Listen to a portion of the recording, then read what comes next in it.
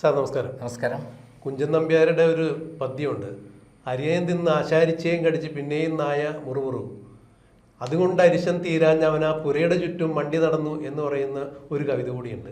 എന്തൊക്കെ ചെയ്തിട്ട് അരിശം തീരാണ്ടായിട്ട് പിന്നെ വീടിന് ചുറ്റും മണ്ടി നടന്നു, അവിടെ കണ്ടതെല്ലാം തച്ചു തകർത്തു എന്നൊക്കെ പറയുന്ന ആ ഒരു കവിതയുടെ ഒരു ഭാഗം ഇപ്പോഴും ഓർമ്മ വന്നു. പറഞ്ഞു വരുന്നത്, CPM ഏതാണ്ട് ഇതേ അവസ്ഥയിലേക്ക് എത്തിയിരിക്കുന്നു MP ഗോവിന്ദൻ.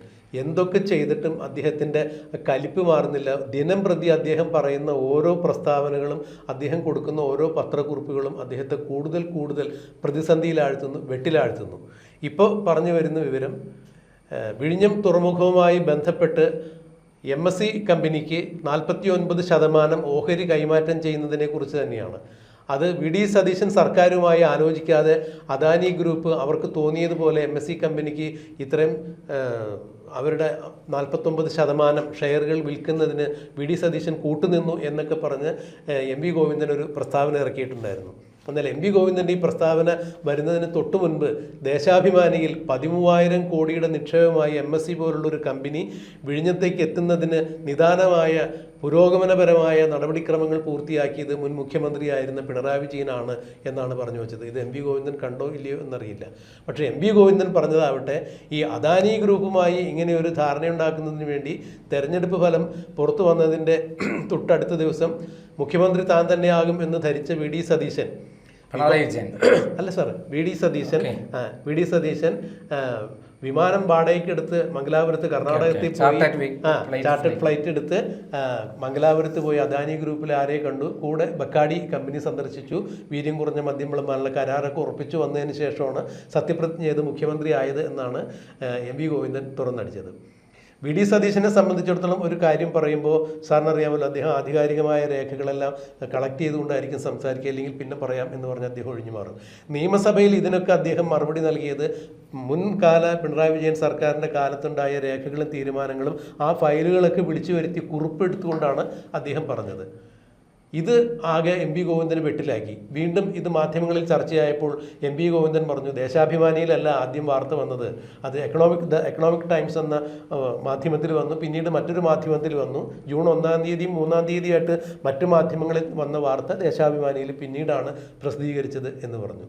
പക്ഷേ പിന്നീട് ദേശാഭിമാനിയിൽ തന്നെ ഈ MP ഗോവിന്ദൻ തള്ളിപ്പറയുന്നൊരവസ്ഥ വന്നു. ഇപ്പോൾ എന്ത് ചെയ്താലും MP ഗോവിന്ദൻ അനങ്ങിയാലും നിന്നാലും ഇരുന്നാലും കിടന്നാലും എല്ലാം വാർത്തയാവുന്നു. അത് അദ്ദേഹത്തെ കൂടുതൽ പ്രതിസന്ധിയിലാഴ്ത്തുന്നു. ഇത്രത്തോളം വലിയൊരു വിപ്ലവ പ്രസ്ഥാനത്തിൻ്റെ സമുന്നതമായൊരു സ്ഥാനത്തിരിക്കാൻ പലപ്പോഴും അദ്ദേഹം യോഗ്യനല്ല, അർഹനല്ല എന്ന് G സുധാകരനെ പോലുള്ള ആളുകൾ ചൂണ്ടിക്കാണിക്കുമ്പോഴും ഇത്രത്തോളം ആശയപരമായൊരു പാപ്പരത്വം അദ്ദേഹത്തിന് ഉണ്ടായിരുന്നതായി ജനത്തിന് മനസ്സിലായിട്ടില്ല. പക്ഷേ ഓരോ ദിവസം ചെല്ലുന്നവരും അദ്ദേഹം കൂടുതൽ പരിഹാസ്യനാവുന്നൊരു കാഴ്ചയാണ് കാണാൻ കഴിയുന്നത്. എങ്ങനെയാണ് സാർ ഇതിനെ വിലയിരുത്തുന്നത്? ഇത് കേരളത്തിലെ നമ്മുടെ ഒരു സർക്കസ് കൂടാരമുണ്ടെങ്കിൽ ബഫൂണുകൾ ഉണ്ടാവും, കോമാളികൾ. ഈ കോമാളികൾ ഇല്ലെങ്കിൽ ആ സർക്കസ് കാണാൻ വലിയ രസം ഉണ്ടാവില്ല. അതേപോലെയാണ് കേരളത്തിലെ രാഷ്ട്രീയ രംഗത്ത് ഒരു ബഫൂണായിട്ട് കൃത്യമായിട്ട് മുന്നിൽ നിൽക്കുകയാണ് ഗോവിന്ദൻ. താത്വിക ആചാര്യനാണെന്ന് പറഞ്ഞിട്ട് പല വീമ്പത്തരങ്ങളും പറഞ്ഞ് പാർട്ടിയെ വെട്ടിലാക്കുന്ന ഗോവിന്ദൻ ഇപ്പോൾ കൂടുതൽ പരിഹാസ്യനാകുന്നു. ആളുകൾ കണ്ട് പൊട്ടിച്ചിരിക്കുന്നു. അങ്ങനെ കേരളത്തിൽ ഇങ്ങനെ ഒരു കഥാപാത്രം ഉണ്ടാകുമ്പോഴല്ലേ ഒരു രസമൊക്കെ ഉള്ളത്. മാർക്സിസ്റ്റ് പാർട്ടിയുടെ സംസ്ഥാന സെക്രട്ടറിയായി നിന്നിരുന്ന EMSനെ പോലെയുള്ള ബഹുമാന്യരായ ആളുകൾ ഇരുന്ന സ്ഥലത്ത് ഇപ്പോൾ ഒരു ബഫൂൺ വന്നിട്ട് ഇങ്ങനെ ജനങ്ങളെ പൊട്ടിച്ചെറിപ്പിക്കുന്ന തമാശകൾ പറയുകയാണ്. അതിൻ്റെ ഏറ്റവും അവസാനത്തെ രൂപമാണ് ദേശാഭിമാനി പത്രത്തിൽ വന്ന മെഡിറ്ററേനിയൻ കമ്പനി, ഷിപ്പിംഗ് കമ്പനിയുമായി ബന്ധപ്പെട്ട് വിഴിഞ്ഞം പോർട്ടിൻ്റെ കാര്യത്തിൽ അദാനി ഉണ്ടാക്കാൻ പോകുന്ന കരാർ 49% ഷെയർ വിട്ടുകൊടുത്തുകൊണ്ടുള്ള കരാറിൻ്റെ കാര്യത്തിൽ മുൻകൂട്ടി ദേശാഭിമാനി പത്രത്തിൽ വാർത്ത വന്നിട്ടും അതിൻ്റെ ക്രെഡിറ്റ് മുഴുവൻ പിണറായി വിജയന് കൊടുത്തിട്ടും അതൊന്നും ഞാൻ കണ്ടിട്ടില്ല, അതൊക്കെ ദേശാഭിമാനി വാർത്ത ചെയ്തിട്ടുണ്ടെങ്കിൽ ആ പത്രം കൊള്ളില്ല എന്നാണ് പറയുന്നത്.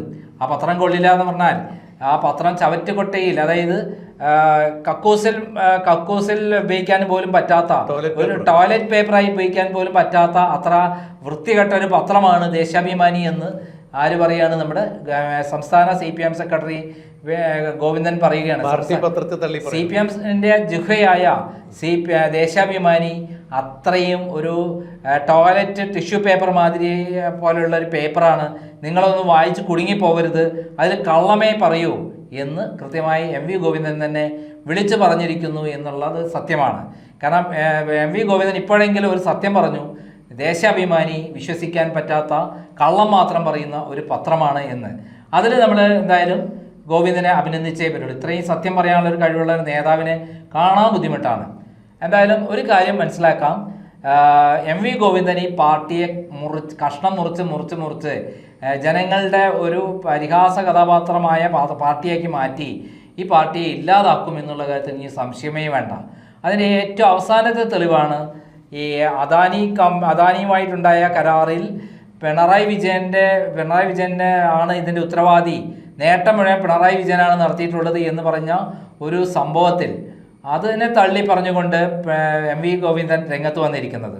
അങ്ങനെ മൊത്തത്തിൽ 13,000 കോടി രൂപയുടെ ഈ വ്യവസായ സംരംഭമായി MSE കമ്പനി വിഴിഞ്ഞത്തേക്ക് എത്തുന്നത് പിണറായി വിജയന്റെ നേട്ടമാണെന്നാണ് ദേശാഭിമാനി എഴുതിയത്.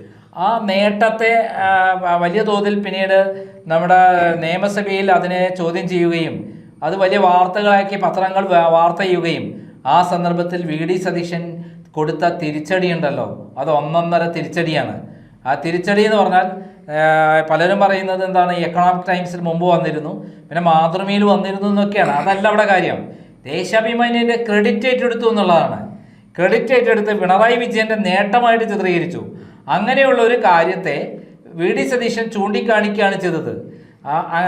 അതിൽ നിങ്ങളെല്ലാവരും തുറന്നു കാണിച്ചത് നന്നായി. അങ്ങനെ ഗവൺമെൻറ് ഇത്രയും റിപ്പോർട്ടുകൾ നിങ്ങൾ കൊണ്ടുവന്നതിൽ സന്തോഷമുണ്ട്. പക്ഷേ ഇതിൻ്റെയൊക്കെ ക്രെഡിറ്റ് നേരത്തെ തന്നെ പിണറായി വിജയൻ ഏറ്റെടുത്തിട്ടുണ്ട്. പിണറായി വിജയൻ നേരത്തെ തന്നെ ഒരു കൊല്ലം മുമ്പ് തന്നെ ഇതൊക്കെ അറിഞ്ഞുകൊണ്ടാണ് നടപടികളിലേക്ക് പോയത്. പക്ഷേ ഗവൺമെൻറ് അതിന് തയ്യാറല്ല.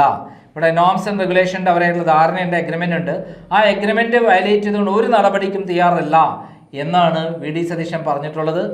അത് ശരിക്കും പറഞ്ഞാൽ ഒരു മാസ് മറുപടിയായിരുന്നു VD സതീശൻ പത്രക്കാരോട് പറഞ്ഞത്. പത്രക്കാരോട് നിങ്ങൾ ചെയ്തത് നിങ്ങൾക്ക് ഞാൻ അഭിനന്ദിക്കുകയാണെന്നാണ് പറഞ്ഞത്, ഇത്തരം കാര്യങ്ങൾ പുറത്തു കൊണ്ടുവന്നതിൽ. എന്തായാലും എം വി ഗോവിന്ദൻ എന്ന് പറയുന്ന പരിഹാസ കഥാപാത്രം കൂടുതൽ ബെഫോൺ എന്നുള്ള രൂപത്തിൽ അദ്ദേഹം കൂടുതൽ വഷളായിക്കൊണ്ടിരിക്കുന്നു. ഈ പാർട്ടിയെ നശിപ്പിച്ച് നാരായണക്കല്ലെടുത്ത് അതിനെ പരിപൂർണമായി കേരള രാഷ്ട്രീയത്തിൽ നിന്ന് ഇല്ലാതാക്കാൻ ഈ എം വി ഗോവിന്ദനെ തന്നെ ഒരു തവണയും കൂടെ അതിൻ്റെ സംസ്ഥാന സെക്രട്ടറിയാക്കി വെക്കുന്നത് നന്നായിരിക്കും. ഈ VD സതീശൻ ഭരിക്കുന്ന ഈ 5 വർഷം അദ്ദേഹത്തെ സംസ്ഥാന സെക്രട്ടറിയും പിണറായി വിജയനെ പ്രതിപക്ഷ നേതാവാക്കിയും ഇരുന്നാൽ ഉറപ്പായിട്ടും കേരളത്തിൽ ഇനി മാർക്സിസ്റ്റ് പാർട്ടി ഉണ്ടാവില്ല എന്ന് നിസ്സംശയം പറയാൻ പറ്റും. അതിനുള്ള എല്ലാ കാര്യങ്ങളും രണ്ടുപേരും കൂടി ചെയ്തു വെക്കുന്നുണ്ട്. ഇവർ മലർന്ന് കിടന്ന് തുപ്പുകയാണെന്ന് അവർക്ക് അറിയുന്നില്ലല്ലോ ദൈവമേ എന്ന് മാത്രമാണ് ഇപ്പോൾ പറയാനുള്ളത്.